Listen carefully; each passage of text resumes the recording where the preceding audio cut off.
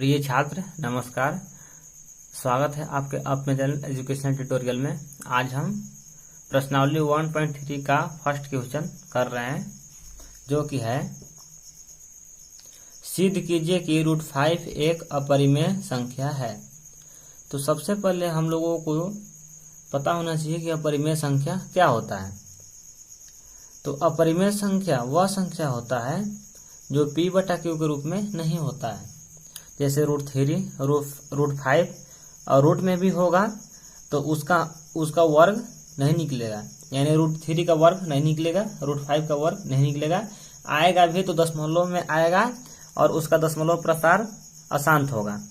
यानी √16 जो है वह परिमेय संख्या होगा, क्योंकि इसका वर्गमूल निकालने के बाद 4 होगा। तो चलिए इसको अब हम लोग सोल्व करते हैं। तो सबसे पहले इसके विपरीत मान लेते हैं कि माना √5 एक परिमेय संख्या है।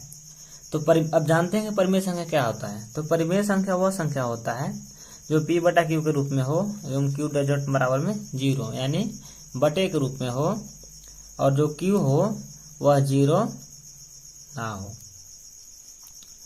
तो मान लिए हम लोग माना √5 एक परिमेय संख्या है, यानी √5 बराबर में p/q, जहां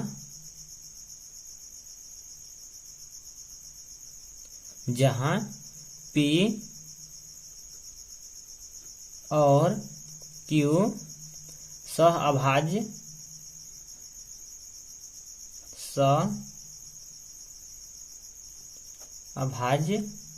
पूर्णांक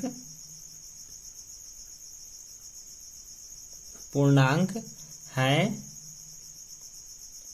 जहां p और q सहअभाज्य पूर्णांक है और q डज नॉट बराबर में 0। अब हम लोग जानते हैं कि सहअभाज्य संख्या क्या होता है। जैसे हम लोग कोई संख्या ले लिए 2/3। अब हम लोग देख रहे हैं कि 2/3 जो संख्या है वह तब इसमें भाग लगेगा या तो 1 से लगेगा या अपने आप से लगेगा। और अगर दोनों संख्या का एचसीएफ निकालेंगे तो एचसीएफ हमेशा 1 आएगा।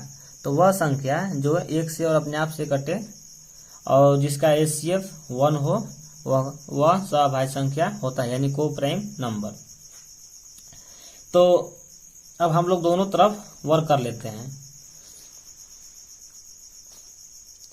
यानी √5 बराबर में p/q। अब लिखते हैं दोनों तरफ वर्ग करने पर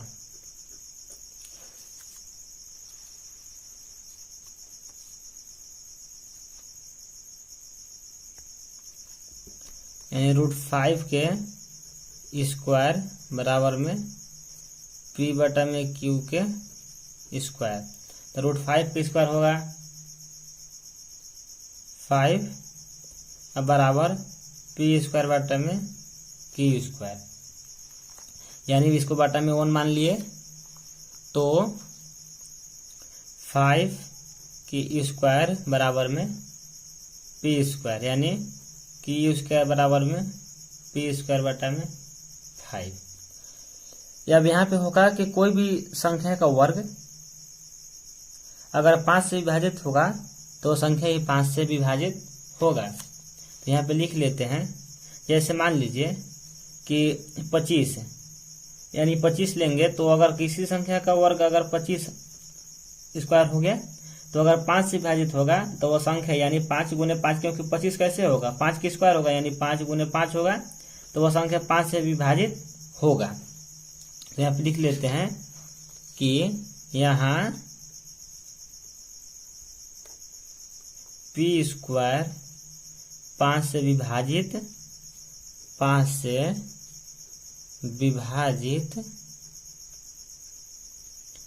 है, तो p भी 5 से विभाजित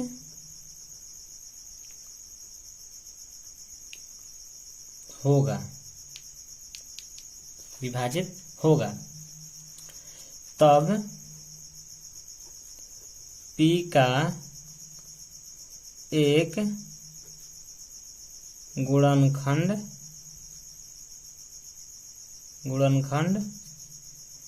5 होगा।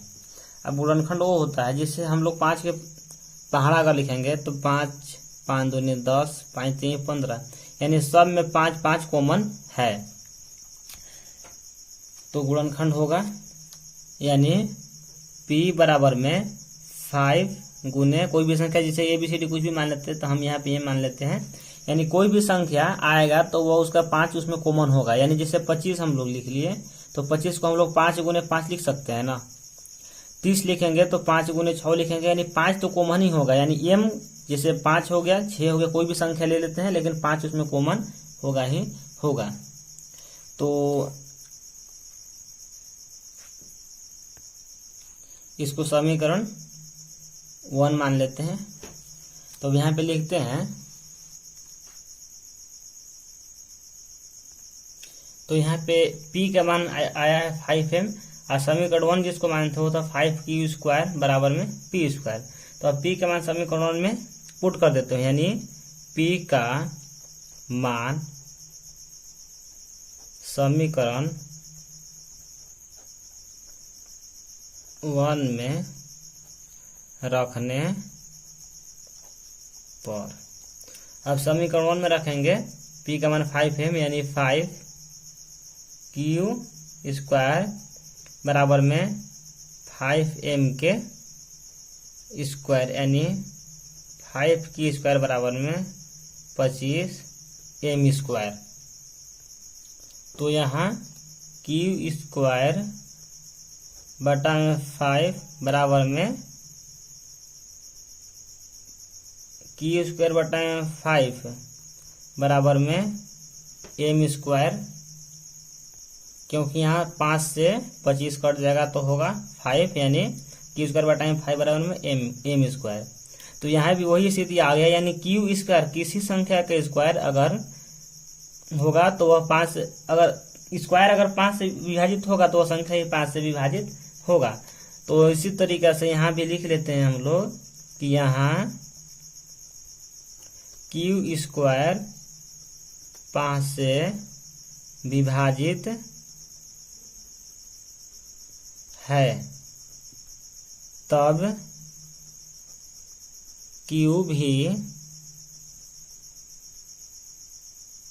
5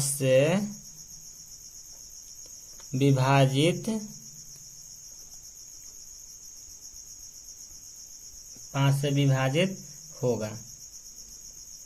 इसको हम लोग समीकरण 2 मान लेते हैं, समीकरण 2 नहीं B मान लेते हैं, और जो पहले वाला था उसको A मान लेते हैं, यानी इसको A मान लेते हैं। अब देखिए इससे जो P² बटा में M जो A है, अब जो समीकरण वह A और B में आया है तो वह वहां पे यानी 5 से विभाजित हो रहा है, और जो हम लोग यहाँ पे माने हैं कि जहाँ P और Q सअभाज्य पूर्णांक हैं, P और Q को, जहाँ P और Q क्या सअभाज्य पूर्णांक है, यानी सअभाज्य पूर्णांक वह होता है जो एक से अपने आप से कटे।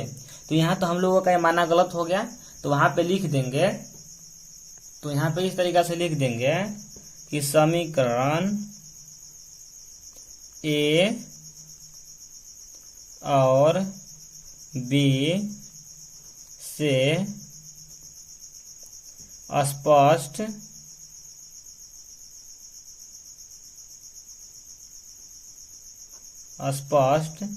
होता है